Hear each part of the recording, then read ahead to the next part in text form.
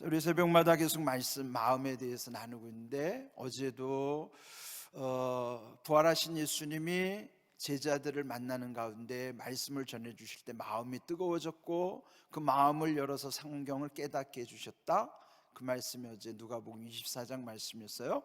오늘 읽은 사도행전 16장 14절은요, 바울이 2차 선교 여행 때, 이제 바울의 2차 선교 여행에 진짜 중요한 것은 유럽 선교의 문이 열리는 거예요. 그 기착지 처음 도착했던 곳이 여기 사도행전 16장 빌립보라고 하는 것이. 빌립보를 가게 된 경우도 있잖아요.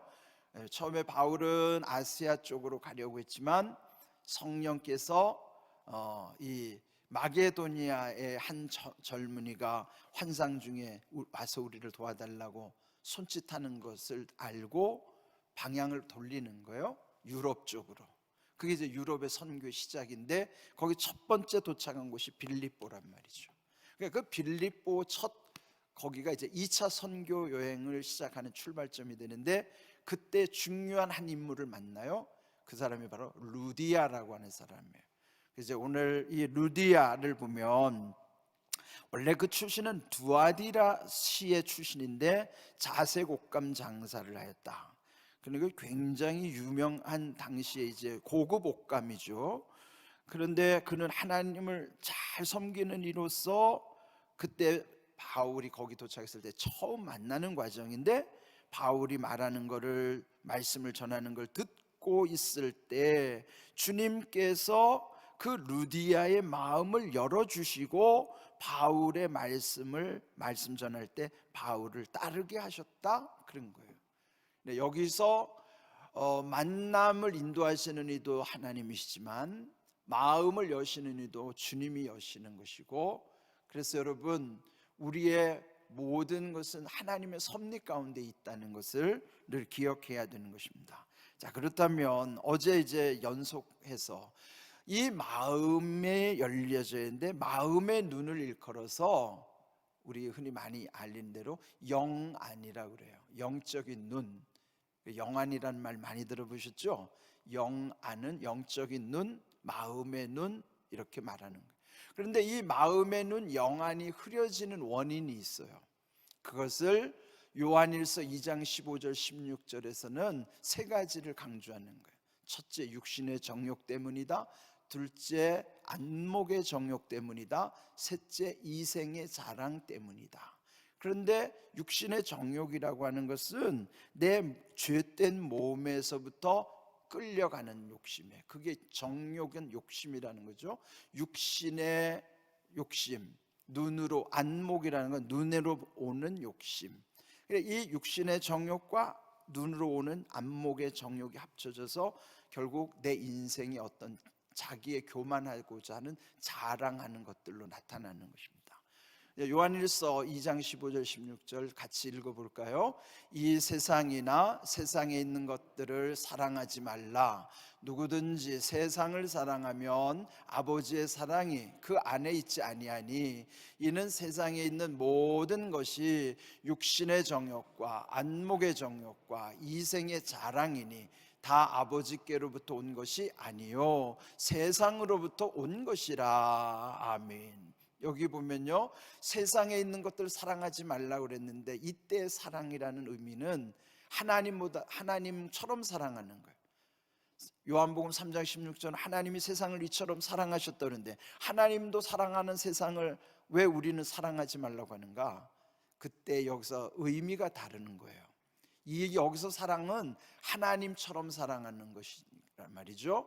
그래서 이 세상을 하나님처럼 사랑하면 하나님 아버지의 사랑이 그 안에 있지 않다는 것이죠. 사랑에는 우선순위가 있는 거예요.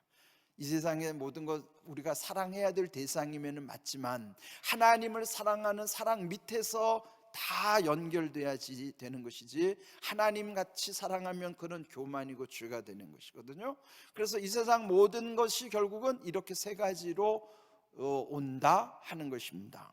그런데 사실 이것은, 이 세 가지는요, 선악과를 범할 때도 나타났던 현상이에요. 이 선악과를 범할 때 보면 그 마귀가 하와에게, 여자에게 유혹하잖아요. 너희가 그것을 먹는 날에는 너희 눈이 밝아져 하나님과 같이 돼요. 그렇죠. 이 말은 결국 뭐냐면 영어로 써놓은 거예요. 너의 눈이 열려질 것이고 You will be like God. 쉽게 말하면 네가 하나님처럼 될 거야 이 말이야. 너도 하나님처럼 된다. 예? 그 선악과 먹으면 너 눈이 확 밝아져서 너도 하나님처럼 된다 이 말이에요. 그런데 정말로 그 얘기를 듣고 보니까 여기 창세기 3장 6절처럼 그 여자가 그 나무를 보는 건 뭐야? 들은 다음에 본 거예요. 예? 마귀가 쏙싹쏙싹 하는 걸 들은 다음에 정말 선악과를 봤는데, 그전에는 선악과를 봐도 전혀 그런 마음이 들지 않았어요. 그런데 마귀가 전해주는 얘기를 듣고 선악과를 보았더니 여기 이제 세 가지 현상이 나타나는 거예요. 첫 번째, 먹음직도 하고 보암직도 하고 지혜롭게 할 만큼 탐스럽기도 한 나무인지라. 아니 우리가 그렇잖아요. 똑같은 걸 봐도 달리 보이는 거예요 이게. 네? 그러니까 여러분, 무엇을 듣느냐, 무엇을 듣고 보느냐가 굉장히 중요해요. 근데 여기 와서 보니까 이제 신방을 가면요, 집에서 밥을 이렇게 해주시는 분들이 많이 있더라고요. 참 감사해요. 그 귀한 일이거든요. 근데 어떤 분은 그래요. 참 맛있게 생겨서, 그런데 옆에서 꼭 이렇게 말씀하세요. 아이고 맛은 없지만, 이러는 거예요. 맛은 없지만. 근데 맛은 없지만 하는 순간 다시 딱 보면 맛이 없어 보이는 거예요 이게. 예? 그러니까 여러분, 밥을 기껏 해놓고 맛은 없지만 이런 말 하시면 안 돼요. 그러면 진짜 맛없이 보여지는 거예요. 예? 그러니까 이게 사람이 들으면 그대로 또 보여지는 거예요. 예? 그러니까 이게 선악과도 쏙닥쏙닥 하고 보니까 보암직도 하고, 맨 처음에 먹음직도 하고 보암직도 하고 탐스럽기도 하게 보여지는 거거든요. 근데 여기서 이제 첫 번째 먹음직이 뭐예요? 이게 육신의 정욕이에요. 예? 몸에서 땡기는 거, 이게 육신의 정욕. 보암직, 그게 이제 안목의 정욕이에요. 눈으로 들어오는. 이게 세상의 모든 음란의 죄는 이 안목으로 들어오는 거예요. 안목으로. 예? 요즘 무슨 뭐 N번방의 사건인가, 요즘 무슨 뭐 조 땡땡이가 요즘 유명한 인물이 또 하나 생겼던데, 이게 안목의 정욕으로 들어오는 게 굉장히 무서운 거예요. 그래서 이 육신의 정욕과 안목의 정욕이 합쳐가지고 이생의 자랑, 탐스러워지는 게 뭐예요? 그게 뭔가 대단하게 자랑거리로 보이고 거기에 이끌려가는 거예요. 그런데요, 이 선악과에 대한 것이 예수님이 광야 시험을 받을 때 이런 걸 다 끊어주시는 사건이 일어나는 거예요. 예수님의 40일 금식하시면서 받은 시험이 세 가지 있었었죠. 첫 번째 뭐예요? 배고프니까 이 돌을 떡이 되게 하라는 거예요. 예? 그러니까 이게 뭐예요? 먹고 싶은 육신의 정욕으로 온 거죠. 육신의 정욕. 이게 돌이 떡이 되게 하라는 게 육신의 정욕에 대한 시험이거든요. 그런데 기록되었을 때, 일부러 빨간 글씨로 쓰는 거예요. 왜? 기록되었을 때 말씀대로 예수님이 대처하신 거예요. 말씀으로 대처하기를 신명기 8장 3절의 말씀으로 사람이 떡으로만 사는 것이 아니라 하나님의 입으로 나오는 모든 말씀으로 살 것이라 육신의 정욕을 떨쳐버린 거예요. 이긴 거예요. 뭘로요? 말씀으로. 예? 말씀이 중요하다니까요. 말씀이 들려올 때, 말씀이 들려오지 않고 세상의 마귀의 속삭임이 들려올 때 우리가 무엇을 듣느냐가 이렇게 중요한 거거든요. 그래서 결국은 주님은 이 말씀으로 육신의 정욕 물리쳤어요. 두 번째 시험은 거룩한 성전 꼭대기라는 건 뭐예요? 거룩한 곳, 그곳에서 가장 높은 곳에, 거기에도 시험이 온다는 거예요. 교회 안에도 시험이 있다는 거예요. 예? 그런데 거기서 뛰어내려라, 그러니까 보여주라 이 말이지. 사람들에게 네가 대단하는 거 한번 보여줘봐라.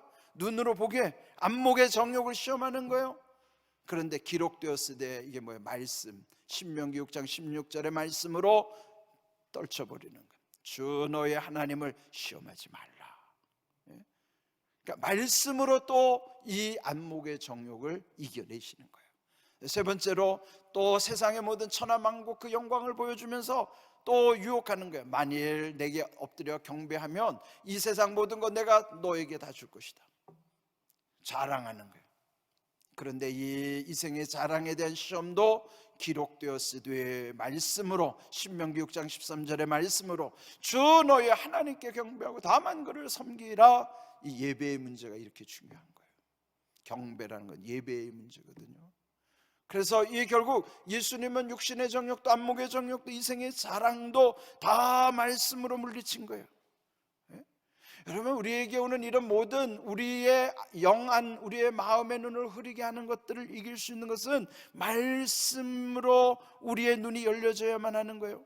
그래서 결론은 우리의 기도는 이렇게 기도하는 것입니다. 마음을 열어 깨달아 알게 하옵소서. 우리 한번 따라해 볼까요? 마음을 열어 깨달아 알게 하옵소서. 예, 마음을 열어서 말씀을 깨달아 알게 해 주셔야 되는 거예요. 시편 119편 34절 나로 하여금 깨닫게 하여 주소서. 내가 주의 법을 준행하며 전심으로 지키리이다. 이때 전심이 뭐예요? 이 전심이 이 온전전자거든요. 온전한 마음 전심이에요. 온전한 마음. 옛날에 이심전심 이순자 씨의 마음이 곧 전두환 씨 마음이라 그게 그때 옛날에 이심전심이라 그러는데, 여기 전심은요, 온전한 마음, 온전한 마음. 예? 온전한 마음. 그는 어떻게 해야 돼요? 깨달아질 때만이. 깨달아진다는 건 예수님이 우리 가운데 오시는 거예요. 말씀을 통해서 예수님이 우리 가운데 오실 때만이 전심이 되는 거예요. 전심, 온전한 마음이 되는 거예요. 그래서 온전한 마음으로만이 우리의 모든 삶을 지켜나갈 수 있는 것입니다. 오늘 주신 말씀을 여러분 마음에 잘 새기시고요, 무엇보다도 마음을 열어주시고 말씀을 깨달아 알게 하옵소서.